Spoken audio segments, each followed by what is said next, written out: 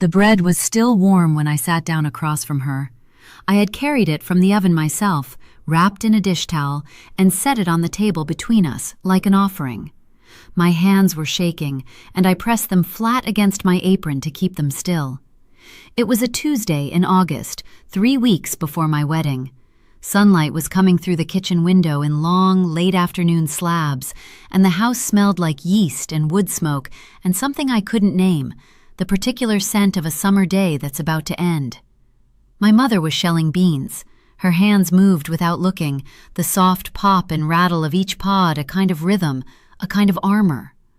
I had rehearsed the question for 2 weeks. I had rehearsed it while I hung laundry. I had rehearsed it while I walked to the outhouse in the dark. I had set it to the ceiling above my bed so many times that the words had worn grooves in my mind. And still, when I opened my mouth, it came out wrong. "Mama," I said, "what should I know, before the wedding, about what happens?" She didn't look up from the beans. "My name is Rebecca. I grew up Old Order Amish in Holmes County, Ohio, and I left the community 5 years ago. This channel, Beyond the Bonnet, is where I finally say out loud the things I spent 16 years being told were too shameful to speak. If you want honest, unfiltered stories from behind the bonnet, not the tourist version, not the PBS documentary version, but the truth, subscribe and hit the like button. It costs you nothing and it means everything to me. And before we go further, I want to ask you something in the comments. Was there ever a question you desperately needed answered about your body, your life, your future, and you had no one to ask? I'll be reading every single response. Now let me tell you what my mother said and what she didn't say. Here is what people outside Amish communities almost never understand about Amish girls and marriage. It is not that we are raised without love. It is not that our parents are cold people or cruel people or people who did not care what happened to us on our wedding nights. It is something more structural than that, something built into the walls. There are 3 beliefs woven so deeply into Old Order Amish culture that they operate like oxygen. Invisible, unquestioned, necessary for the whole system to breathe. The first belief, a girl's body is not hers to know until it belongs to her husband. Before marriage, your body is the property of modesty. After marriage, it becomes the property of duty. At no point in that transfer is there a moment where it belongs simply to you, where you are encouraged to know it, to ask about it, to name what it needs. The second belief, silence is holiness, not just about the body, about everything that might invite the flesh into the spirit. To speak openly about intimacy, even in education, even in preparation, even between a mother and her daughter, is to bring something sacred into a space where it doesn't belong yet. You'll understand when you're married is not a dismissal. It is a theological statement. It means that knowledge lives on the other side of a vow, and reaching for it early is a form of theft. The third belief, and this is the one that took me the longest to see clearly, suffering is refinement. Confusion, discomfort, not understanding what your own body is going through. These are not problems to be solved. They are tests of faith. And a girl who endures quietly is a girl who is becoming a godly woman. These 3 beliefs together produce something very specific. They produce girls who walk into their marriages knowing almost nothing, not out of ignorance, but out of design. I was one of those girls. When I asked my mother that question at the kitchen table, what should I know before the wedding about what happens? She shelled 3 more beans before she answered. Then she said, "You will be a wife. A wife serves her husband and trusts God for the rest." That was it. That was the entire conversation. 7 words and a clear message that asking anything more was not modesty. It was immodesty dressed up as curiosity. I walked back to my room and sat on my bed for a long time, holding my own hands. I was 16 years old. In 22 days, I would marry a 20-year-old man named Amos, a quiet boy with steady eyes and a farm that bordered his father's. We had courted for 5 months, Sunday singings, buggy rides, bundling visits in my childhood bedroom with the door cracked and my sisters breathing softly in the next room. I liked Amos. I thought I might love him. The way you understand love at 16 when you have no language for what love actually requires. But I did not know what would happen on our wedding night. I knew fragments. I knew it from watching the animals on the farm, the bull and the cow, the rooster and the hens, though no one had ever connected those things to people. I knew from whispers at singings, from snatched half-sentences passed between girls like contraband. It hurts the first time. Just endure it. Don't make a sound. I knew from my older cousin Miriam, who had gotten married the previous autumn and who looked, 6 months later, like she had learned something she could not unknow, something that sat behind her eyes and didn't have a name. But I did not know anything I could hold in both hands, anything with edges, anything real.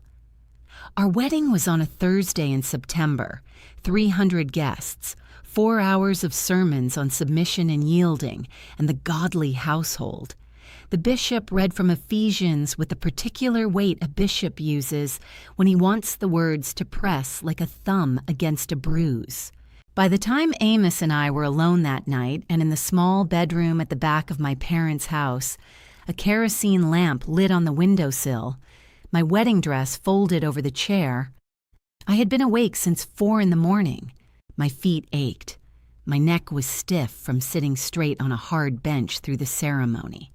And underneath the exhaustion was something I had no word for then. Something I now recognize as a very particular kind of fear. Not the fear of a specific thing you can see coming, but the fear of something that is already in the room with you and you can't find it. Amos sat on the edge of the bed and looked at his hands. "I don't really know what I'm doing," he said. It was the most honest thing anyone had said to me all day, and I felt something crack open in my chest, relief and grief and something else I couldn't name. "Neither do I," said. We sat in that small room for a long time, 2 people dressed as adults, being very quiet. "Neither do I," said. We sat in that small room for a long time, 2 people dressed as adults, being very quiet. Here is what surprised people most when I began talking about this after I left. It wasn't the silence itself, it was who else the silence had touched. My friend Ruth, married at 17, a year before me, came to me 4 months into my marriage. We were standing at the pump in her yard, and she said something quietly, looking at the ground, that I have never forgotten. "Does it still hurt for you? Every time?" I looked at her. She was asking the way you ask a question when you already know the answer is yes, and you're just hoping the other person will say no. "Not anymore," I told her, and then, slowly, "Did someone tell you it might?" She shook her head. Ruth had spent 4 months believing that pain was simply what her marriage was, not a problem to be solved, not something that might ease or change or be helped. Just the weight of being a wife, distributed nightly, endured silently, understood to be holy. Nobody had told her it could be otherwise. Nobody had told me either. We had each, alone, been trying to survive something that the women around us had already survived and could have helped us understand, but didn't, because the code said speaking it was worse than the suffering itself. When Ruth finally talked to her mother-in-law, carefully, sideways, the way all forbidden things had to move in our world, her mother-in-law left something on the nightstand the following week without explanation. A small jar of something Ruth eventually understood was olive oil. No conversation, no words, just a jar, and the understanding that this was all the help available. Ruth cried for an hour, not because she was grateful, because she thought about the 4 months. I want to be careful here because this part matters. Amos was not a cruel man. He did not know what I was carrying in those early weeks. He had been raised inside the same silence I had, same 3 beliefs, same blank wall where information should have been. What he knew about his own body, about intimacy, about what his new wife might need, almost nothing. The Amish silence does not spare the men, it just falls differently on them. And my mother, I have said this before and I will keep saying it, my mother was not withholding information to hurt me. She was repeating exactly what had been done to her. She gave me the same 7 words her mother had given her. Her mother had received even less. The silence is not cruelty, it is inheritance. But here is the thing that took me years of therapy to hold clearly. Inheritance is not the same as innocence. My therapist, an Englishwoman in a small office that smelled like lavender and old books, said something to me in one of our first sessions that I have thought about almost every day since. A system doesn't have to be intentional to be effective, she said. Silence is one of the most reliable tools of control ever invented. Not because anyone planned it, because it works.